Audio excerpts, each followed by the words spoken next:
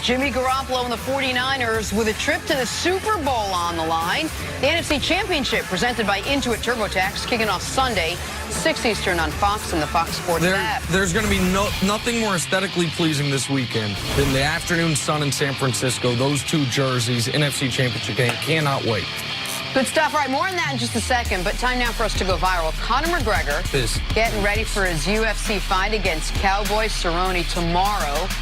But the stare gets me. But McGregor took some time out of his day to talk to former wideout Chad Johnson about his famous Ocho Cinco nickname. Ocho Cinco? That's a good name, Ocho Cinco. It was my jersey number. I got it. Ocho Cinco was your jersey number? Yeah, 85. All right, so it said Johnson, but the NFL, they fined me 1 year for playing around. I changed the name on the back before the game started. And the next day, they fined me like 40 grand. And I appealed the fine, because I didn't wear it. They didn't do it, so in the off season, I changed my name to Ocho Cinco, and they had to put it on. Johnson's not bad. I know Johnson. All marketing, just marketing. Yeah, good man, fair play. Good luck, thank you, appreciate that, really. I'm not a big Conor McGregor fan. I love Chad Johnson. I love him. He has so much fun. He is so interactive with fans of his, like whether from his playing days or now. He seems to really be enjoying his post-playing life. I really like his reinvention, because at the end of his career, still a few dark times, if you will. His post-career reinvention's been awesome. I love it. Yeah, he's there for all the smoke on Twitter, too. Oh, yeah. He loves Twitter, but I don't know a player in NFL history that has gone through such lengths to be recognized by their nickname than Chad Ocho Cinco. The guy actually went out there and changed his name to Ocho Cinco. Just so he could see it on the back of his jersey. Yeah, well, no, I like it, but had he played by him, good marketing move. At one point, he thought he was going to be in the Hall of Fame. Probably not going to be in the Hall of Fame, but a hell of a career. I like him. Time now for stories to start your morning, sponsored by Sprint. Switch today. So yesterday, Nick, an arrest warrant was issued for Odell Beckham in response to a video showing OBJ slapping the backside of a stadium security guard. Should I use a different word? No, it's just funny every time I see it. This following video of OBJ handing out cash to LSU players. Nick, you're laughing. What'd you make of the latest development with OBJ? Okay. All right, listen. So I've spent a lot of time and cachet, if you will, defending Odell. And yes, obviously, nobody likes this security guard. Everybody knows, had an encounter with it's not a police officer, this is a security guard. Yeah. And he's hassling championship players for indoor smoking laws. So, but you've got to set that part aside. Odell, I defended you, man, on the handing out the money, and I will still defend you on the handing out the money. But all the other videos that have now come out of how you were acting at this championship game are not really that defensible, and this is just idiotic. Now, do I think it's arrestable? I guess in Louisiana it is, but you can't act like the security guard just kicked a game-winning field goal and slap him on the butt. You can't. You've got, and Canty, here's the part, and I tell this when I see him. You're the grown-up in the room, and of all the people in that locker room, all the 18 to 22-year-olds, you're the one acting the most a fool. That's not good. It's not a good look, and it puts your buddy Nick Wright in a terrible spot, because I spent all day yesterday saying, oh, you know, he didn't get arrested like Julian Edelman, and the moment I get off the show, Odell's been arrested for smacking the butt of a security guard. So that's why you really have an issue with it, though. Because he really put me in a bad way. He's put me in a bad spot. Exactly. But listen, man, I think this is much ado about nothing. Everybody knows that Odell's behavior is unacceptable. He shouldn't have slapped the security officer on the backside. But does it rise to the level where you really need to issue an arrest warrant? When I thought it was a cop, that part bothers me. When the initial reports were it was a police officer, then you put your hand on a cop in any way, you're going to get arrested. Sure. So a random cop, On to the Dallas Cowboys now. The newly hired Mike McCarthy. He's hassling these guys. They're smoking cigars. Joe Burrow's allowed to smoke a cigar in peace. It's a fire hazard, you guys. Oh, it's a fire hazard. Retained offensive coordinator Kellen Moore will continue to call plays next season. That according to Mike McCarthy. Dallas led the NFL in yards in 2019. Kenny, you like this for the Cowboys? Kellen Moore still calling plays? No, I don't like it, Jenna, because I feel like this is the owner, Jerry Jones, overstepping once again. You got a new head coach, but it's the same old Jerry. In fact, you know Mike McCarthy would probably prefer to have the opportunity to call plays, but Kellen Moore was retained on the staff, and the fact that he's going to be the play caller, to me, this has Jerry Jones's fingerprints all over it.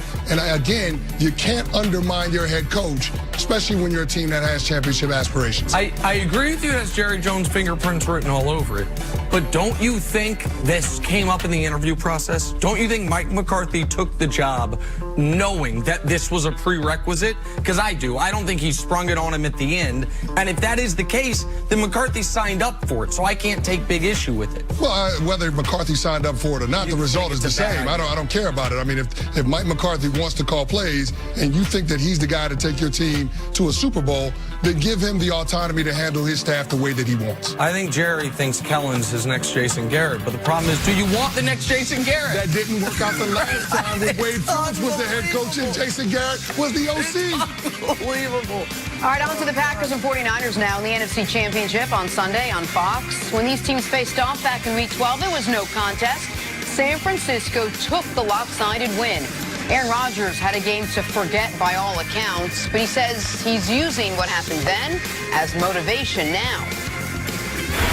You know, I think if you look at this game, they're definitely favored by, what, 7.5 time, is that right? So they're, you know, obviously expected to hold court and win, and people know and are talking about how we played the last time.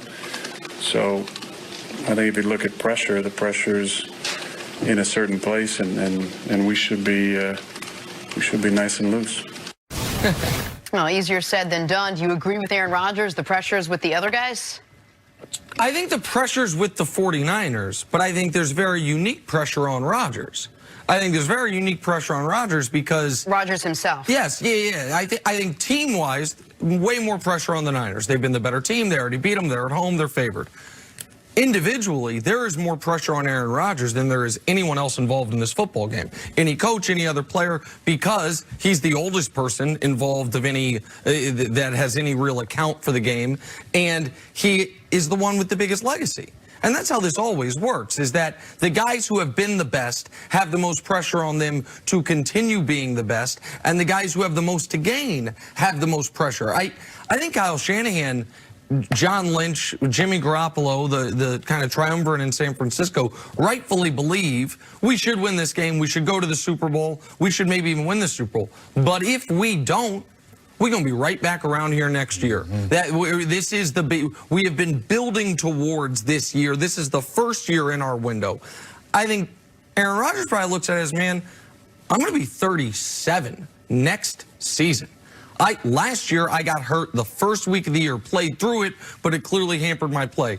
The year before that, Anthony Barr lands on me, snaps my collarbone. The year is ruined. A few years before that, I get my collarbone broken, and even though he came back and they made the playoffs, I think he knows, man, if I don't cash in on this opportunity, how many more opportunities am I going to have? So I think there is and he also knows, Canty, the Niners have a lot of ways to win. Green Bay's got one. I've got to be sensational. I have to avoid the rush. I have to hit every open receiver and a bunch of not open receivers. So I think there is unique pressure on Rodgers individually, even if the overall pressure's on the favored home team #1 seed. Yeah, there's pressure on both sides, albeit it's very different. For Aaron Rodgers, he's trying to get back to the big game, and you recognize that this might be his last best chance in order to get that done. You're a 13-win team for a reason.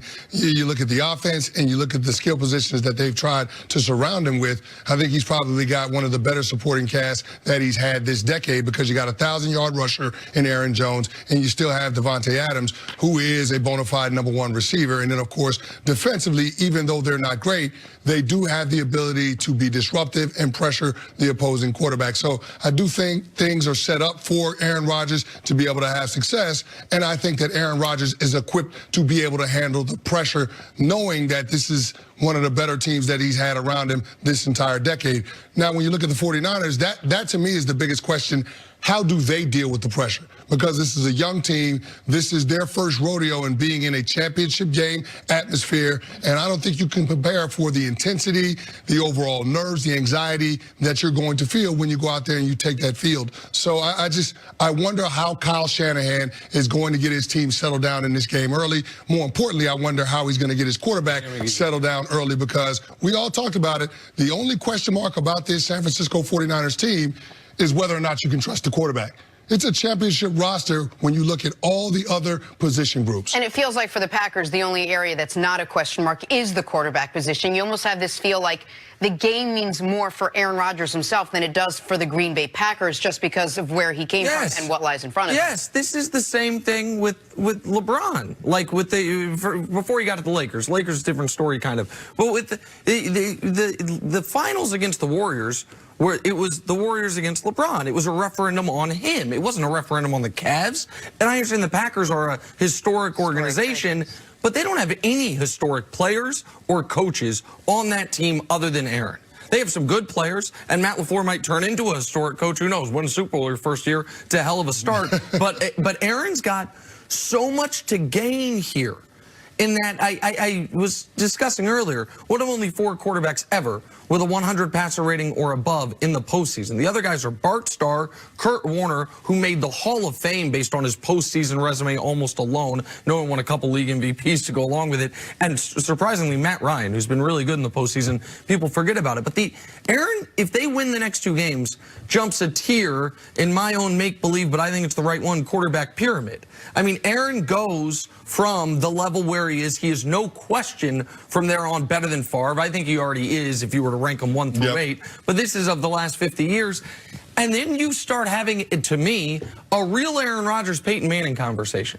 Because Peyton Manning, while he has way more regular season records, almost all the regular season records, Peyton Manning's passer rating dropped to the mid-80s in the postseason for his career. It took him until year 6 before he had a single good postseason game, not postseason run. The year they won the Super Bowl, his first Super Bowl, his only Super Bowl in Indy, he threw more